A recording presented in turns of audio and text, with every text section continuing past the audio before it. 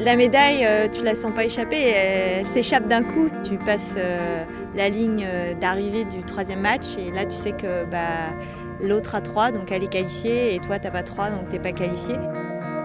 C'était un gros blanc avec des larmes et tu réalises ce que tu viens de perdre. Et je dirais t'as pas forcément la vision de tout le positif qu'il y a eu sur les 4 ans. On s'est tous pris dans les bras et puis on s'est dit on a fait du bon travail, on n'a rien à se reprocher, on a bien navigué. Il n'y aura pas le Graal, mais n'empêche qu'on y a été jusqu'au bout et on est fiers de ce qu'on a fait.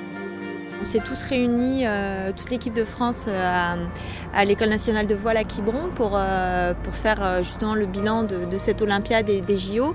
Et puis ce bilan-là, en fait, m'a pas amené de réponse. Donc le doute commence à entrer, quelque chose que j'avais jamais eu pendant les 4 ans. Comment aller au-delà du doute qui s'installe justement parce qu'on n'a pas eu les réponses? Et je pense que c'est très bien de remonter sur un cheval après la défaite. Et donc c'est ce qu'on a fait. On a été faire cette épreuve en Corée qui sera le lieu du championnat du monde l'année prochaine.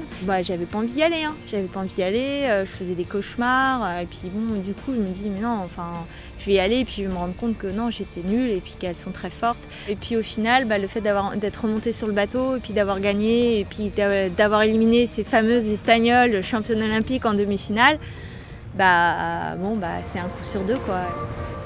On se dit j'ai tout mis entre parenthèses pour vivre un truc que j'ai pas réussi et du coup là il faut passer outre. C'est ce qui est pas facile dans cette période-là, c'est de mettre des mots vraiment sur les choses, de se rendre compte. Et je pense que le deuil, on le fait parce qu'on a un entourage qui nous montre là où sont les vraies priorités de la vie, les meilleurs moments de la vie. Un projet, ça se termine pas forcément sur une victoire. Faut pas oublier tout ce qui s'est passé en fait sur les 4 ans. Donc je dirais c'est un ensemble de choses et d'entourage aussi bien professionnel que personnel et aussi sportif qui m'a permis en fait de tourner la page et puis de me dire d'être remontée en selle et d'avoir gagné la régate. Je me suis dit voilà, ça tient à rien et voilà quoi. Elle voulait la médaille, mais la médaille lui a échappé. Claire a su faire son deuil et repartir en compétition, et ça, c'est une vraie victoire. Reste maintenant à savoir ce que vont penser les autres, à commencer par Vénétis, qui lui a permis de vivre cette aventure à temps partagé. C'est une petite déception parce que sur Vénétis, on y croyait tous aussi, on a suivi ses épreuves. Voilà, et puis, mais la vie continue, et puis on est là pour accompagner aussi son parcours professionnel avant tout. Et je pense qu'elle a vécu quelque chose de particulier, une belle aventure sur les JO qui lui serviront dans la vie professionnelle. Tu vois Claire, ils sont tous derrière toi. Finalement, le sport, c'est comme le business. Parfois on perd, parfois on gagne. Ça fait partie de toute façon des contextes habituels. Si on fait une compétition, on a une chance de gagner et beaucoup d'autres opportunités de perdre. D'ailleurs, c'est la vie de l'entreprise aussi, d'avoir des challenges, d'en gagner certains, d'en perdre certains. Donc c'est notre quotidien. Il faut au contraire utiliser ces échecs ou ces défaites pour apprendre et progresser plus vite ou mieux. D'abord, il faut savoir, c'est un petit peu faire le deuil, c'est accepter cette défaite et comprendre pourquoi on a fait cette défaite. Donc c'est faire un vrai débrief, c'est ce qu'on a fait avec Claire d'ailleurs. Nous, on l'a fait aussi avec elle parce que le regard extérieur, ça aide aussi. Et comme on est quand même devenu très proche avec elle là-dessus, voilà, on a eu des échanges à ce niveau-là. On a fait le parallèle à chaque fois avec le mode de débrief que l'on réalise dans l'entreprise, lorsqu'on perd une affaire ou lorsqu'on gagne une affaire aussi, parce que c'est intéressant de le faire dans les deux cas. On en sort par le haut déjà en ayant... D'abord, on perd pas tout, et c'est un peu le cas de Claire. Arriver à ce niveau-là de la compétition, même avec la place, même sans monter sur le podium, mais être si près du podium, c'est quand même une performance énorme. Faut replacer les choses dans leur contexte. Donc c'est un peu pareil pour le monde de l'entreprise. Lorsqu'on perd une affaire, il y a une grosse différence si on la perd, ce qu'on appelle en shortlist, c'est-à-dire on fait partie des 2 derniers, parce qu'en général il n'y a pas de podium, il n'y a pas 3 places, il n'y en a qu'une dans les affaires. Mais par contre l'intérêt c'est que on connaît cette situation aussi, et quand on sort d'une affaire comme ça, ce qu'on essaie de faire surtout c'est, voilà ce que je disais, c'est noter ce qu'on aurait dû faire, et ça en général c'est riche d'enseignement pour une prochaine fois, en général ça permet même de largement progresser. C'est sûr que dans une défaite, il y a des choses pas agréables à se dire. Forcément, nous, c'est un travail collectif, mais elle aussi, il y a un travail collectif autour de son équipe, etc. Donc la défaite, c'est une somme aussi de petites défaites personnelles.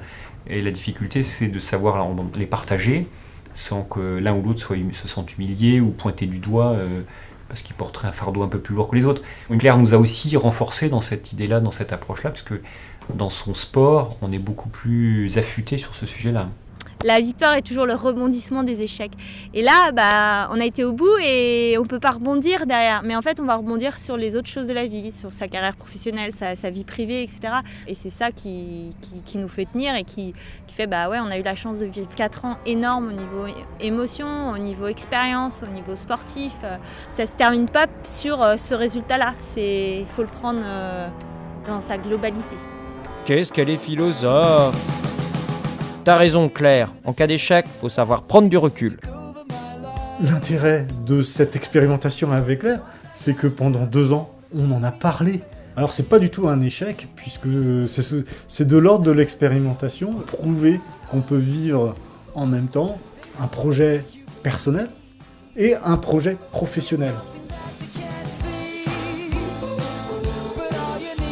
Elle a apporté tout d'abord, Claire, au travers de la web-série que tout le monde a regardé, ce lien fort qu'il existe entre le sport et l'entreprise. Dans ces 2 contextes-là, on y apprend des choses qui peuvent s'entremêler et qui sont souvent semblables. Déjà dans tout ce qui est relations internes d'équipe, le fait d'avoir travaillé justement sur comment mieux écouter les uns et les autres, de poser le sujet, de reformuler, d'encourager, de dire que là on ne sait pas. Enfin, je veux dire, il y a plein de choses qu'on apprend pour justement se mettre à nu et pouvoir progresser.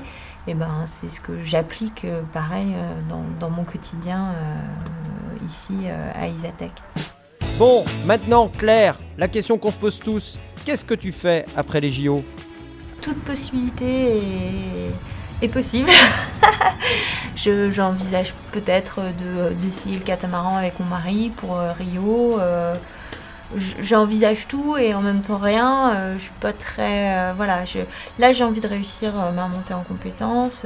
J'ai envie de réussir ma vie personnelle, parce qu'on vient d'emménager dans une maison. Donc voilà, j'ai envie de prendre du temps pour ces 2 choses-là que j'ai laissées un peu de côté. Et puis dans une bonne année, j'aurais fait le tour, je me serais posé les bonnes questions. Et puis peut-être que l'envie sera très forte d'y retourner, parce que c'est sûr que je pense qu'on a goûté aux Jeux Olympiques. On a envie d'y retourner parce que c'est quand même exceptionnel de rentrer dans un stade et de voir des milliers de personnes qui vous applaudissent. C'est grandiose.